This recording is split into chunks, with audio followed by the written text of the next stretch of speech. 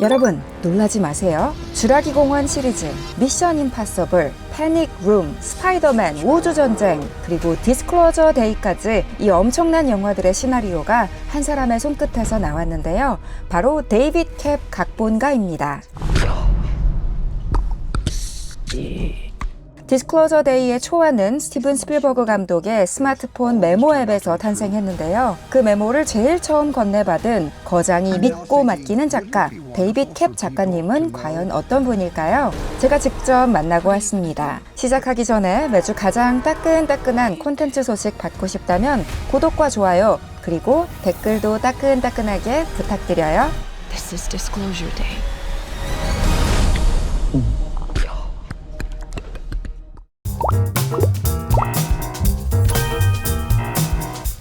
Could you please first say hello to all the Korean audience who are anxiously waiting for this movie? Hello to everyone in Korea. I'm so excited for you to see Disclosure Day. I really enjoyed watching the movie because the movie was full of moments of awe and thrills and wonder, but also had lots of moments of giggling and laughing. I really enjoyed the ride. Oh, good. And even though I'm here for Disclosure Day, there are so many Korean fans out there who also love your other work, such as the Indiana Jones series, The War of the Worlds, and I personally rewatched Mordecai right before Oh, no kidding. right before coming to New York. 디스클로저 데이는 데이비드 캡 작가가 각본을 집필한 37번째 장편 영화인데요. 작가님은 영화 감독이자 제작자이기도 해서 그동안 총 8편의 영화를 직접 메가폰을 잡고 연출하기도 했습니다. 제가 언급한 모데카이도 그중 한 편으로 조니 뎁과 기네스 펠트로, 이완 맥그리거 등이 주연을 맡아 도난된 미술품에 행방을 쫓는 코믹 액션물이죠. 그런데 작가님은 사실 고등학교, 대학교 내내 연기를 공부한 배우 지망생이셨어요. 그래서 주라기 공원 2, 잃어버린 세계에는 각본 작업뿐 아니라 직접 카메오 출연도 하셨는데요. 후반부에 티렉스를 피해 비디오 가게 안으로 도망치다가 잡아먹히는 인물 혹시 기억하세요? 엔딩 크레딧을 보면 운 없는 녀석, Unlucky Bastard 역으로 작가님의 성함이 써있답니다. 그로부터 거의 30년 만에 캡 작가는 다시 주라기 시리즈의 7번째 작품인 주라기 월드 새로운 시작의 각본을 맡았는데요. 그때 17살 위 형님인 스필버그 감독으로부터 52페이지 분량의 디스클로저 데이 초안을 받게 된 거죠. 당시 이미 대부분의 플롯과 결말이 완벽하게 갖춰져 있어서 처음엔 감독님께 각본까지 쓰시라고 권해보기도 했지만 감독님이 협력자를 원하셨기에 주라기 월드 일이 끝나는 대로 합류하게 됐다고 합니다. When you first got it, you said you could not stop thinking about it. What was so compelling about the draft? Well, it was there are a lot of big ideas that are in it. In one sense, the movie is very simple. It's a 3-day chase. It's a breathless, fast-paced thing. The objectives are very clear. There's this information that these characters want to get out to the world. Others want to stop them. But there are very big ideas in there about our place in the universe, the nature of human life, the nature of possible extraterrestrial life, and God, and what purpose religion serves in our lives, and how that might change. Those get in your head, and you can't stop thinking about them. And this is your 6th collaboration between you and Steven, right? It's the 5th one that he's directed. I think it's the 10th one overall. Wow. If you count The things he's production. produced that maybe I directed or other people directed. Wow. And your partnership spans over 4 decades. Yeah, they add up. Yeah, so I assume you will be like Margaret Fairchild. You can read everything, what he's thinking, even without having to speak with him. That's one of the nice things about working with someone over and over again, is that you do develop a shorthand. You say, oh, so it's like that thing with the hat that one time, and the other person knows exactly what you mean. Is it becoming easier for you to reach a consensus and agreement because you're now closer to each other, or is it becoming easier for you to oppose and resist each other? I think it's the latter. I think it is easier for me to disagree. I would have in the early days, but when I started with Steven, I was 29. And he was Steven Spielberg, and I'd grown up watching his movies. So it took a movie or two to get over the, oh my God, I can't believe I'm in the room with this guy. feeling that you have, but you're not a very good collaborator if you're having those feelings and you're censoring yourself. Yeah, you have to feel free to say the dumbest idea in the world. And I actually don't know if this is progress or not, but I do feel safe and comfortable enough to say the dumbest idea in the world. Oh, it's a progress, of course. Yeah. And he's said to be very spontaneous and flexible even on the set when it comes to revising lines or designing shots. Were there any lines or scenes that you had to add or drop due to his suggestions? Oh yeah, and that went on. I was on the set almost the entire time during shooting, and it was great because Steven really does want collaborators. He values collaborators. He has the final word, of course. But he wants your ideas, he wants your continued input, and he wants you to help solve problems if there are. So we would, sometimes on the day, particularly if there were a bunch of characters in a scene, we would have to rewrite on the go. There's a scene in the NBC control room near the end of the movie. And we were writing that stuff the day of, and I'd be rehearsing these actors over here. Literally on the spot. Yeah, because we wanted it all to be very real, and we had real people from real control rooms playing the roles in the thing, and we wanted to write authentic dialogue. Steven, from the get-go, already had his ending in mind for this particular movie, and you sort of had to act backwards. You had to really build up to that ending. Did it give you more restrictions or more safety net? Well, you had when I read his initial treatment, the thing that worked the best was the ending. That was, and it's largely what we have in the movie now. So knowing how the movie ends and that it has a successful ending in place already, does give you a lot of confidence because okay, the movie's going to be good in the end. So now let's figure out how to get there. Middles are also always the hardest part of any script. So it's kind of a safety net. Yeah, certainly. What is the actual writing process like? I assume there have been a lot of phone calls, a lot of back and forths, a lot of messages involved. Yes, a lot of phone calls, a lot of texts. We worked on this for about 2 years. So there was, and Steven did a thing, his focus was really intense on this movie in a way I hadn't seen before. He's always focused, but this was another level of focus and determination. So if there was a period of about a year where he reread the script every single day and gave notes, which as if fresh every time. And I'd not seen that before. So if we were in different time zones, I'd wake up to 30, 35 texts from him with notes that he'd come up with that morning. But when you have to adapt the story rather than create an original story, isn't it sometimes difficult to communicate all the time?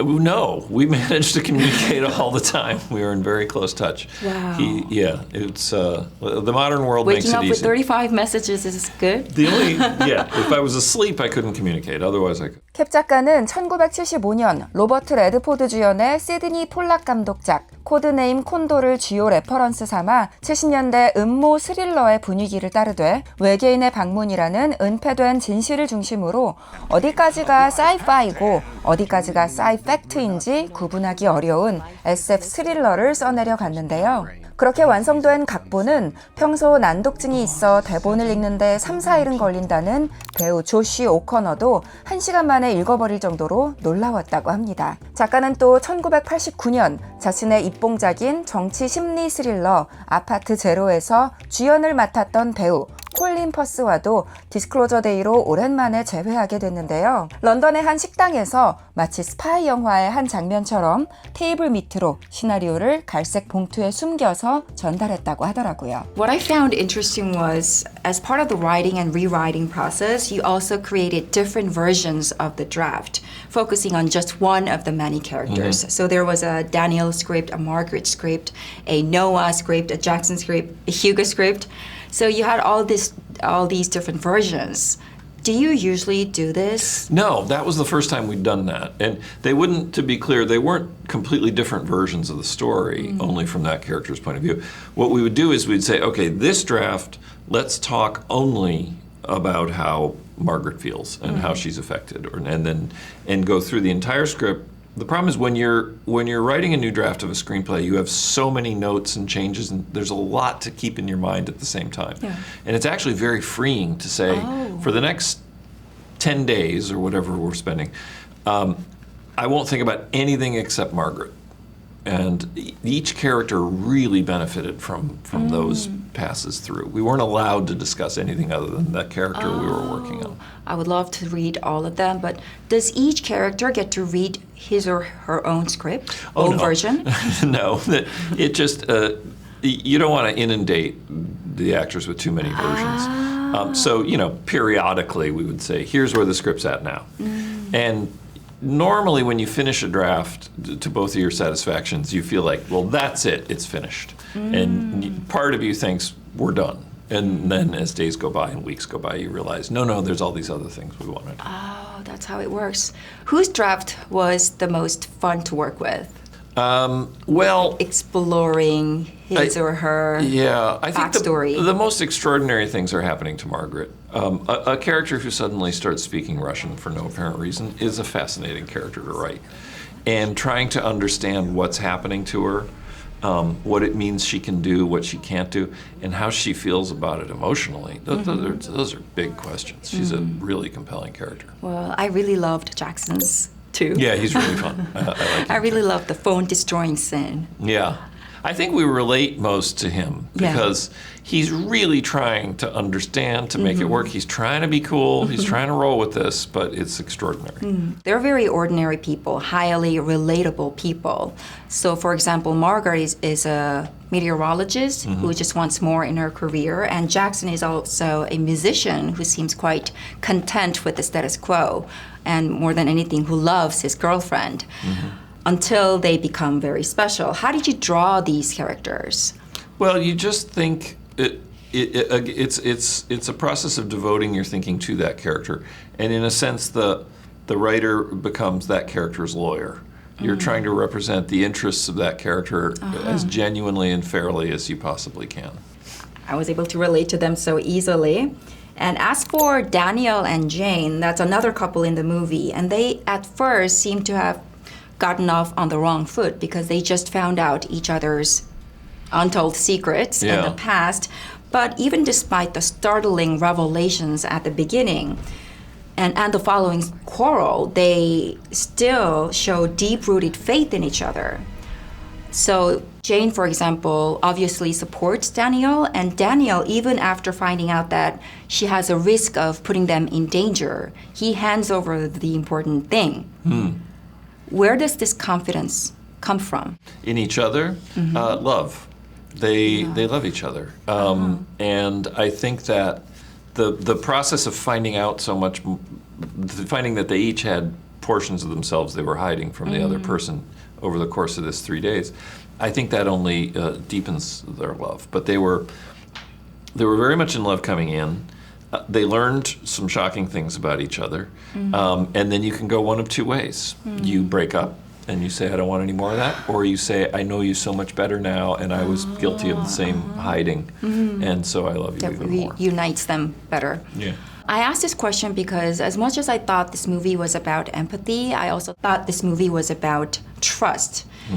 Because if you really think about trust on a deeper level, trust is connected to empathy. Trust is a feeling you can have only when you know the other person is not much different from you and the other person is similar to you. And there's also this quote, you didn't lose faith in God, you lost faith in people. Yeah, that quote, interestingly, my mother was very devout. She was a very religious person. I started out, I was raised very religious, and I fell away from that as I grew older. And at one point, I was going through something in my adult life, and my mother said to me, you didn't lose faith in God, you lost faith in people. Oh, it's from your mom. It's my mother. God rest her soul, so it was a bit of wisdom I really respect. 그런 멋진 대사가 사실은 어머니께서 생전에 하신 말씀이라는 말에 궁금해서 한번 찾아봤는데요. 세상에, 데이비드 캡 작가의 어머니 성함이 마가렛 페어차일드.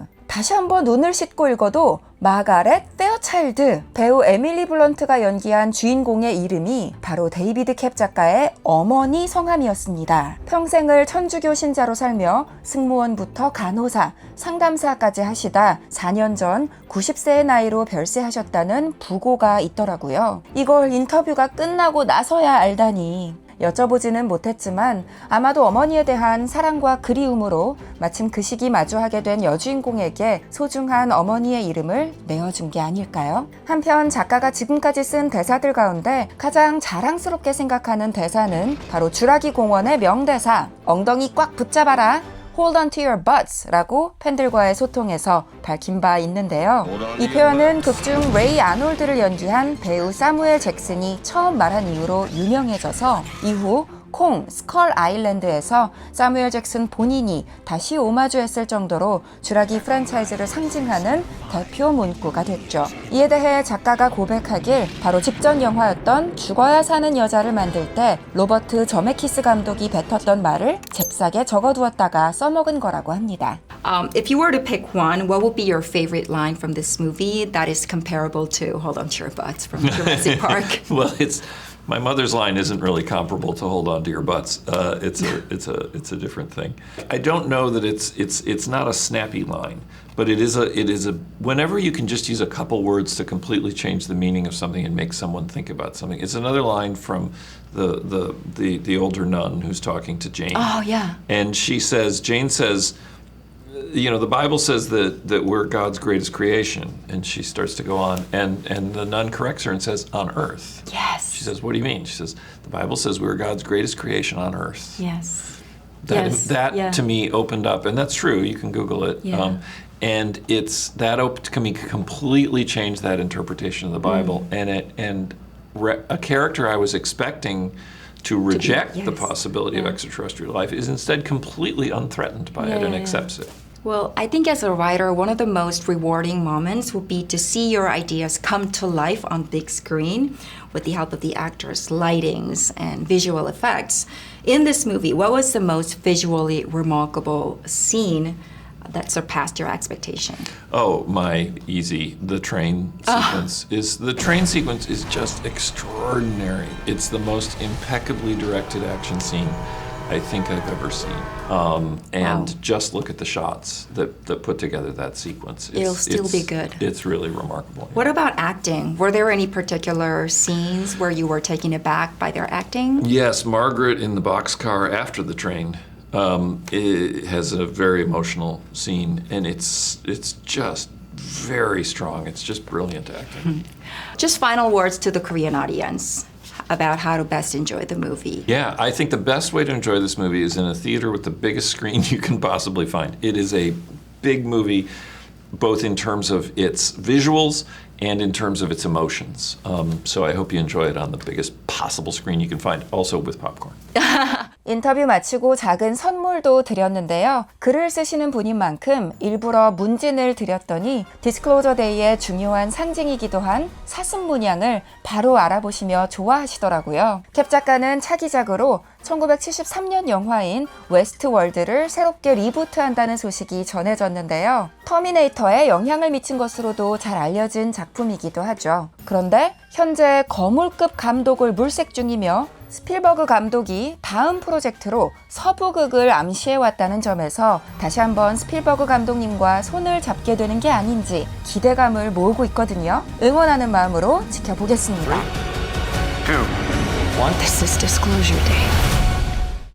그런데 놓치면 안 될 이번 주 새로운 작품들이 더 있죠. 어느덧 30년이 넘은 레전드 애니메이션 시리즈 토이스토리가 5번째 이야기로 돌아왔습니다.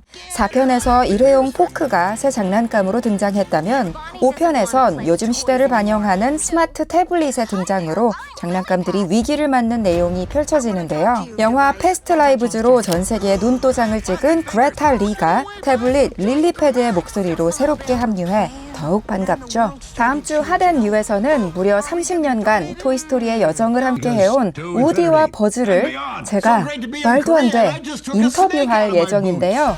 여러분, 톰 행크스와 팀 알렌이 들려줄 토이스토리 5의 재미난 비하인드 많이 기대해주세요. Clear!